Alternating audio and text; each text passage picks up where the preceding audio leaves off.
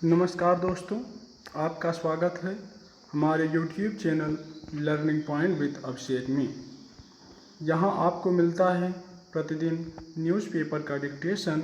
इसलिए अगर आप हमारे चैनल पर पहली बार आए हैं तो चैनल को सब्सक्राइब कीजिए और बेल आइकन प्रेस कीजिए ताकि अगले वीडियो की नोटिफिकेशन आप तक सबसे पहले पहुँचे। वीडियो को लाइक कीजिए, अपने दोस्तों को शेयर कीजिए और अंत में हमें कमेंट करके ज़रूर बताइए कि आपको ये डिक्टेशन कैसा लगा। आज का टॉपिक है आपदा के बीच। रेडी,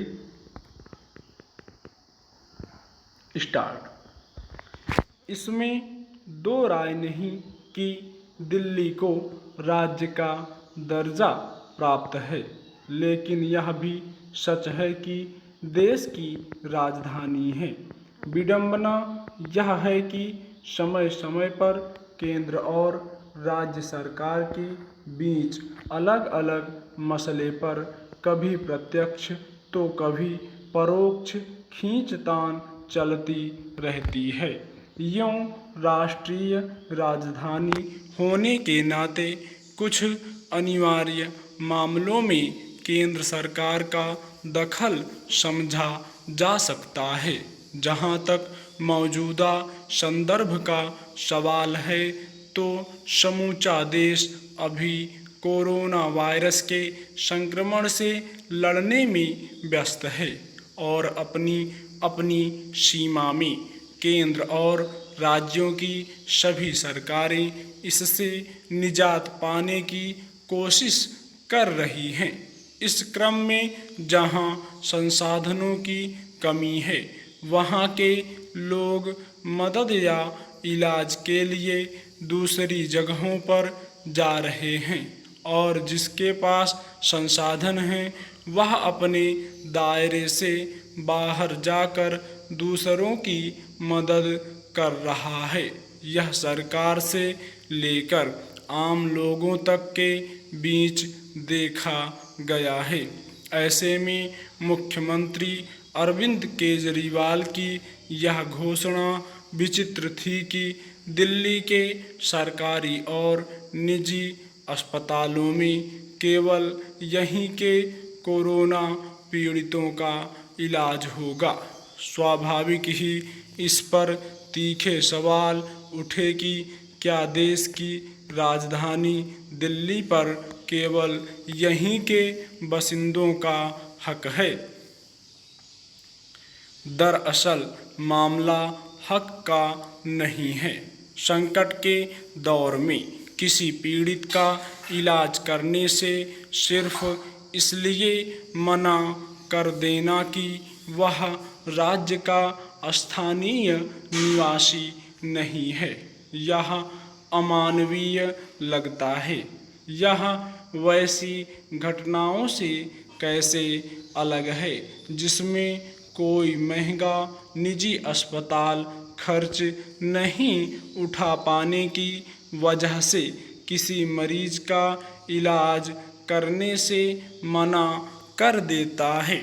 मानवीय दृष्टि से किसी बीमार व्यक्ति की मदद और मरीज के इलाज का अधिकार दोनों लिहाज से यह उचित नहीं था कि क्षेत्र के आधार पर किसी को उपचार से वंचित कर दिया जाए।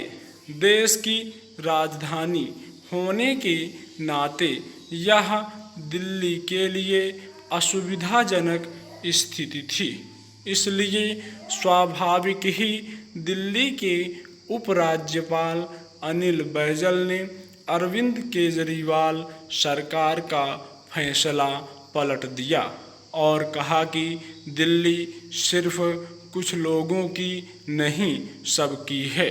उन्होंने इसके लिए सुप्रीम कोर्ट के आदेशों का हवाला देते हुए कहा कि अस्पताल किसी का इलाज करने से इनकार नहीं कर सकते। गौरतलब है कि इस संदर्भ में सुप्रीम कोर्ट ने साफ तौर पर कह चुका है कि सभी को जीने का अधिकार है।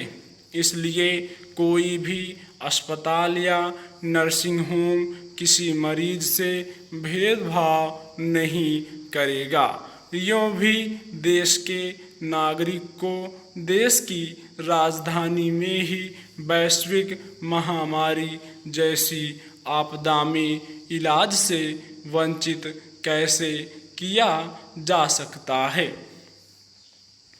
सही है कि दिल्ली में जितने अस्पताल हैं, मरीजों की तादाद में बढ़ोतरी के मद्देनज़र उनकी सीमा है और दिल्ली सरकार को राज्य के निवासियों का ख्याल रखना चाहिए। लेकिन सच यह है कि देश के दूसरे इलाकों से लोग इलाज के लिए तभी दिल्ली का रुख करते हैं जब वहाँ उनके सामने हालात विकट होते हैं या कोई विकल्प नहीं होता है। दिल्ली के उप मुख्यमंत्री ने आशंका जताई है कि जुलाई के अंत तक कोरोना संक्रमण के मामलों की संख्या 5 लाख तक पहुंच सकती है। सवाल है कि अगर यह आशंका सच होती है तो दिल्ली सरकार ने उसके लिए क्या तैयारी की है। तमाम सख्त नियम कायदों के बावजूद आखिर कोरोना संक्रमण के मामले बढ़ते क्यों जा रहे हैं?